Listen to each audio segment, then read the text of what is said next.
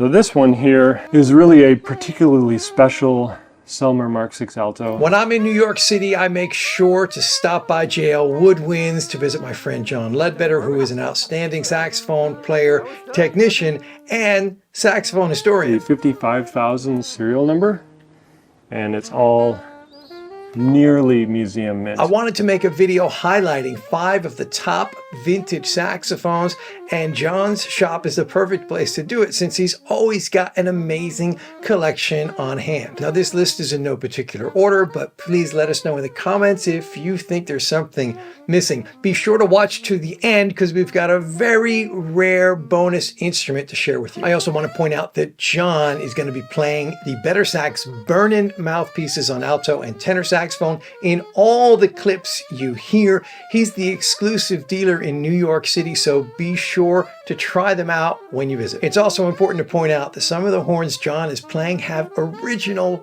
50, 60 plus year old pads in them, so it's a bit of a testament to how great of a player John is, as you'll hear.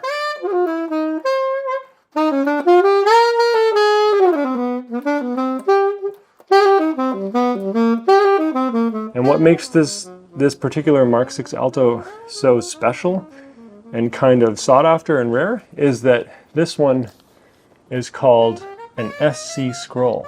Oftentimes it's erroneously called a double S neck Selmer, but that's actually not true because it actually is an SC, which stands for Selmer Company.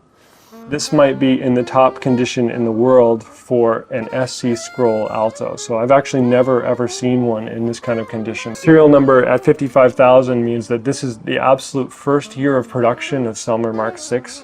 And that's why the scrolling is different on the neck actually, is because Selmer was still trying to work out the logoing that they were going to do on the neck before they had the S with the blue background.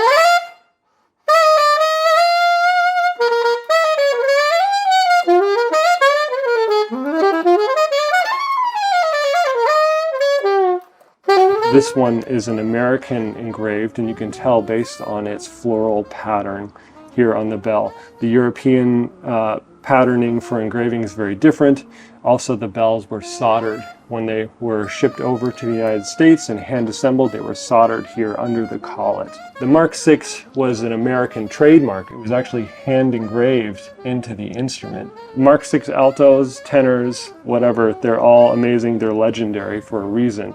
Ergonomically, they're so easy to play. Oftentimes they play very in tune with an amazing sound. They kind of set the standard going forward for a saxophone, I think. Now here we have a really, really special King Super 20.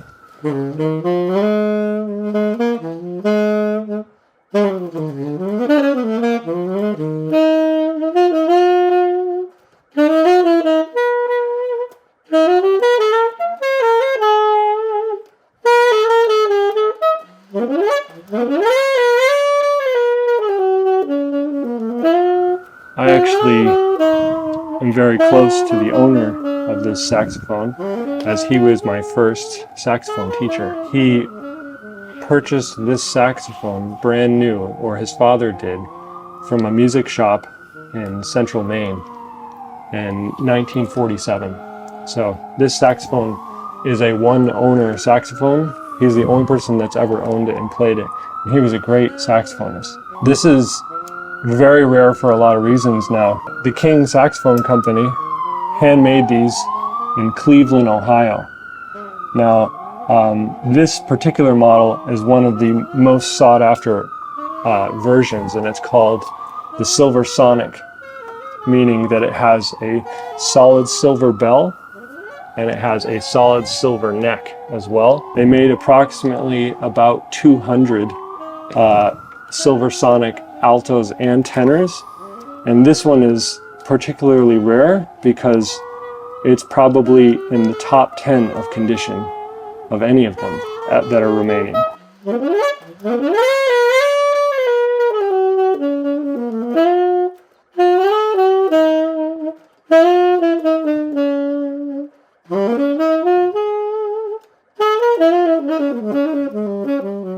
You can see this is gold leaf inlay, And oftentimes you see these bells all silver because it's lost its original lacquer. This is actually all original lacquer that they had sprayed over. So this is very, very rare to see them like this. Also, this is a full pearls. That's what they call a King's Silversonic full pearls, meaning that you have the pearls on the palm keys, like D, E flat, F. You have it on the octave key. You can see a pearl that's designed into that. Pearl G sharp, pearl rollers. It's all amazingly original because it was one owner and my teacher really barely ever got it repaired. So it has original pads in the lower stack you can see here from 1947. And they're amazing instruments. They have a huge sound. They play great, and so many, famous players use them for sure. Now this is a King's Super 20 Alto.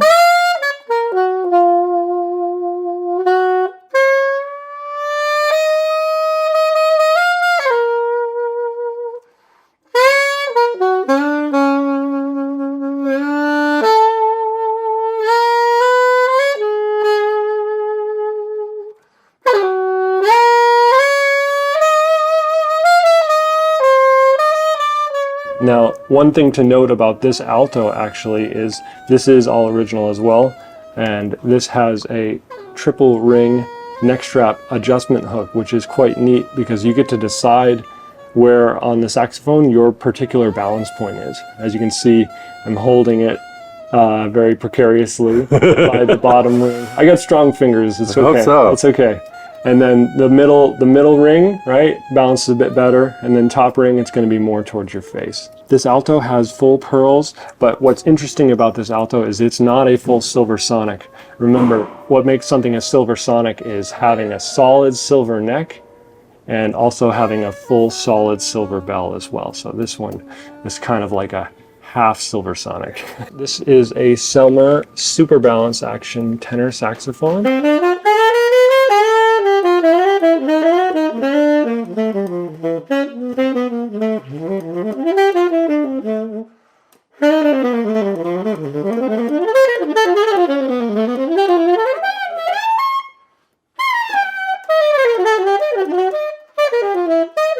This is all original lacquer actually, American engraved. The Selmer Super Balance Action is the model that came right before the Selmer Mark VI, which we talked about earlier.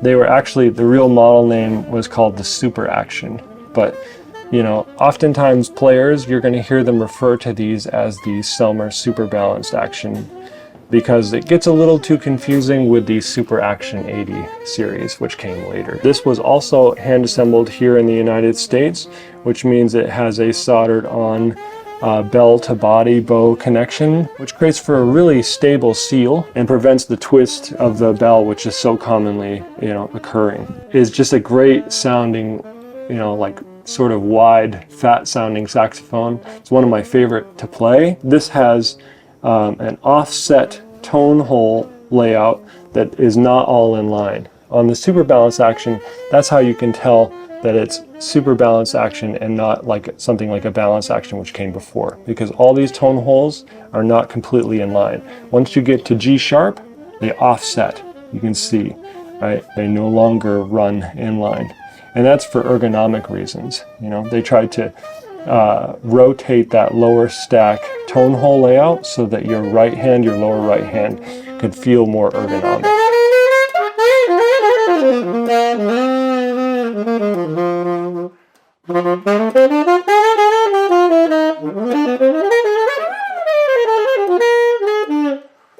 It has the Selmer Super Balance Action style neck key, but it's a very definitive feature. As they got later in serial number, you'll see that they switched to a faceplate, which really more resembles that of the Selmer Mark VI faceplate. So this is almost becoming a transitional horn, where parts started to branch over from Super Balance Action tenors to the Mark VI. This particular SBA is a 54,000 serial number, which is going to place its year of production to 1954 approximately. Another definitive feature, which is normally seen on the Selmer Mark VI seen on a super balance action. Oftentimes with an SBA, you'll see separated bell key guards. You'll see two separate key guards, and this one has a singular Mark VI style key guard. Here we have what we call the Con 10M tenor.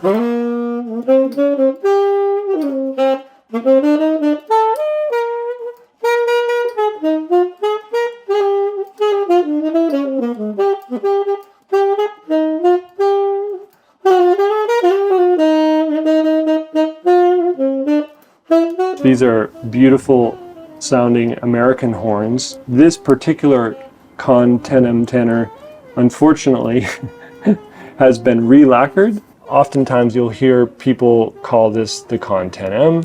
Sometimes you'll hear people refer to it as the Naked Lady, kind of like lady face engraving. But you can see that there's some engraving fading that happens during the re-lacquering process.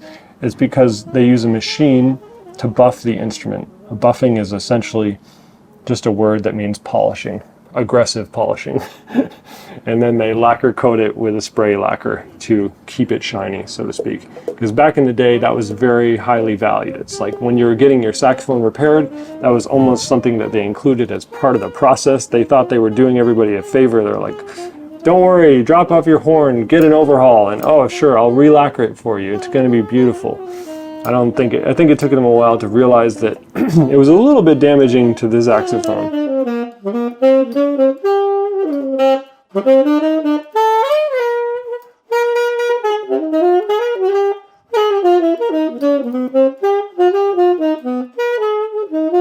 And this one is a rolled tone hole version.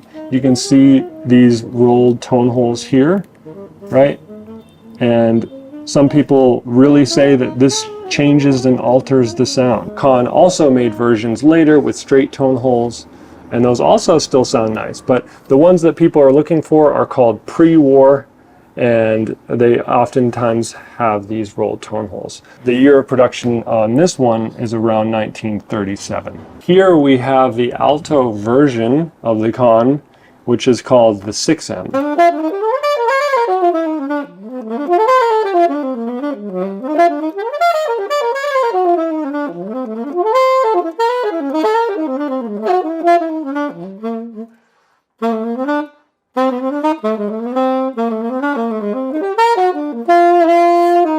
Right, so the 10M is the tenor and the 6M is the alto.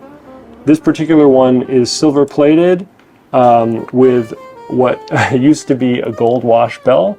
The gold has trouble staying plated very well, and it's been polished a bunch of times, so you can see that the gold is quite a bit faded on the inside of this bell, but this would have been all gold, so they called it the gold wash bell. This beautiful 6M also has the lady face, as they call it, and this one's a lot more crisp, so you can see it quite a bit more cleanly. Beautiful rolled tone holes on this one. 11,000 serial number.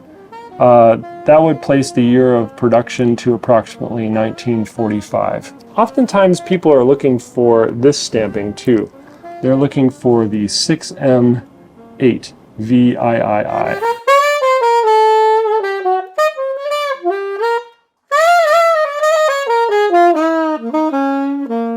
The 6M alto has sort of a reverse socket, and it's not called a reverse socket, people call it a double socket, right? And it's actually just the female and male portions of the neck are reversed.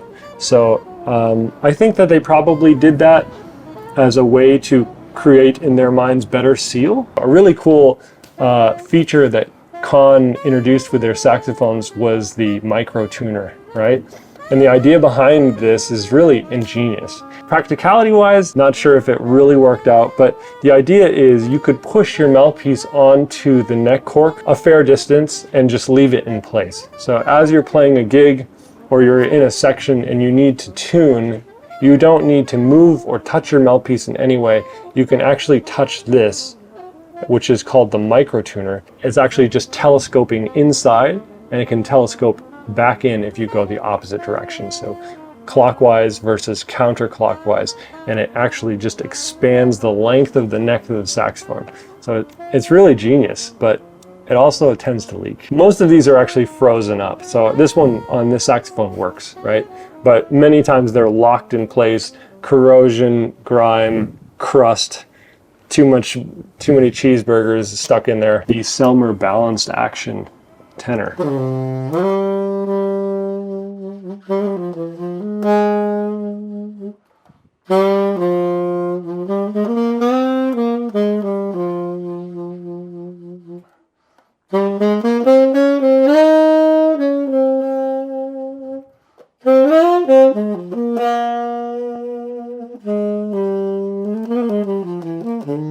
They just play so open and full and rich. 28,000 serial number on this balanced action tenor would place the year of production to approximately 1939. This is made, of course, by Selmer in Paris, France. Look at this beautiful, beautiful engraving. Amazing. Oftentimes you hear collectors and musicians in the industry refer to this type of engraving as lake scene, where you have the mountains in the background and the trees and the cabin and the lake. Very, very cool, and a sailboat. These saxophones are amazing, and they're, like I was referring to a little bit earlier in our video, these are the precursor horns to the Selmer super balance action. You can see that transition. If you look at the stacks, this is called the upper stack, this is called the lower stack. The upper stack runs right down straight into the lower stack, which on the Selmer super balanced action, it does not. Once it gets to G sharp, it gets offset and then continues down. But this one's called inline tone holes. This is clearly a balanced action tenor with all these tone holes straight in a line. I'm sure it does sound a little bit different, but more than anything, it's going to change the ergonomics of the saxophone. It's causing your right hand to be a little further this way and a little less relaxed. Once they rotated the tone holes, it became more comfortable for the player.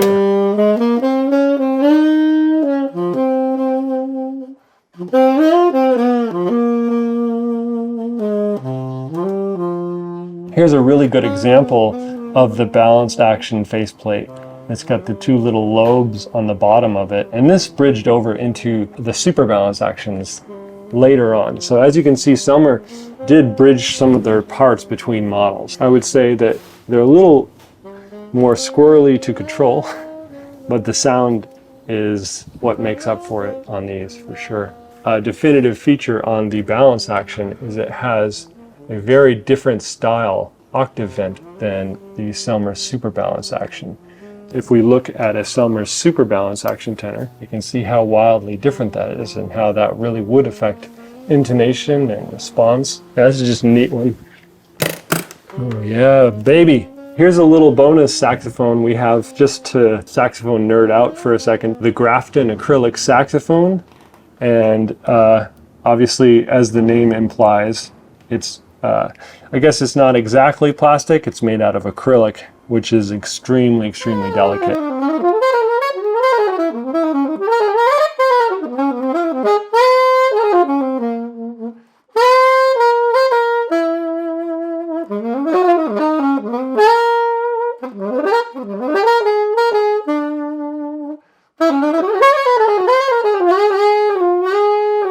These were made in England, actually, and they're really, really cool saxophones, and I've actually never owned one until now, so I'm pretty excited to own this. It does have a full overhaul, and it does play. So most of these do not play at all, so I'm really kind of honored to own one that actually works. Charlie Parker played one for a little while I'm sure they endorsed him or gave him one, and he played it on the Massey Hall concerts. It's Birds, so you know, he sounds amazing on everything, doesn't matter. But if you've ever tried one of these in person, you'll realize how amazing he is. because yeah, these are more of a really cool collectible item and not so much a practical saxophone.